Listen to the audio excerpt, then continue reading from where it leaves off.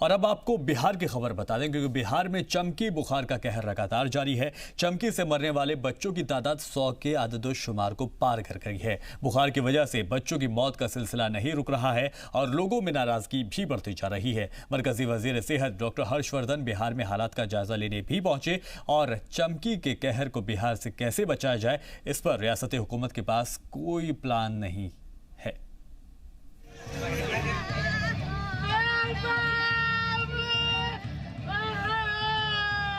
बिहार में मुजफ्फरपुर और उसके आसपास के जिलों में बच्चों पर कहर बनकर मंडरा रहा है चमकी बुखार।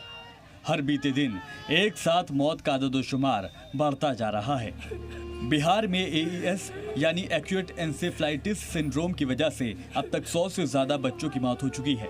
मरकजी वजीर सेहत डॉक्टर हर्षवर्धन भी हालात का जायजा लेने मुजफ्फरपुर पहुंचे।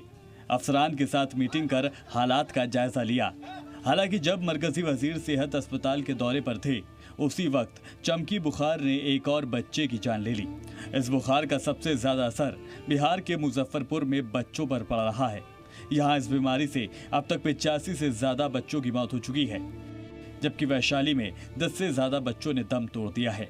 मोतिहारी में चमकी बुखार से 2 और बेगूसराय में 1 मासूम की जान चली गई। जो बच्चा अपने प्राण गंवा गया है, तब सभी को उसमें तो सिवाय अफसोस और तकलीफ के और कुछ नहीं होगा। आपको भी हम समझते हैं उतना ही है और आप विश्वास करिए हमको भी आपके जितना ही है। हर साल जून से अक्टूबर तक एईएस बच्चों में तेजी से फैलता है। ज्यादातर मामले जून के महीने में सामने आते हैं। तेज गर्मी के मौसम में ये सबसे ज्यादा फैलता है। अगर लंबे वक्त तक बारिश ना हो तो इसका खतरा सबसे ज्यादा होता है। यानी इस साल इसके इम्कान मुसलसल बने हुए थे। बावजूद इसके बिहार में इससे निपटने के इंतजाम दुरुस्त नहीं थे।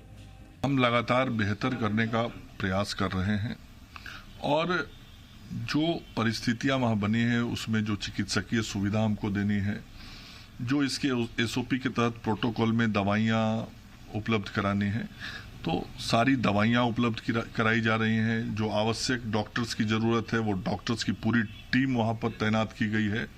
अतिरिक्त व्यवस्था के लिए भी पटना एम्स से हमने एक डॉक्टर लिया है, वहां से 6 ट्रेंड नर्स लिया है। तो सुविधाओं को पूरी चुस्त दुरुस्त वहां रखी गई है।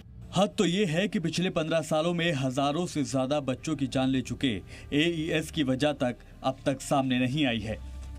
सिर्फ अलामत की बुनियाद पर इलाज किया जा रहा है। एक के बाद एक कई मासूमों की हो रही मौत पर बिहार के सीएम नीतीश कुमार पर भी सवाल उठ रहे हैं। बिहार के 100 से ज्यादा बच्चों को गंवाने के बाद भी खुद नीतीश कुमार मुजफ्फरपुर नहीं गए। राजधानी पटना में उनकी मीटिंग का सिलसिला जरूर जारी है। ब्यूरो रिपोर्ट, जी मीडिया।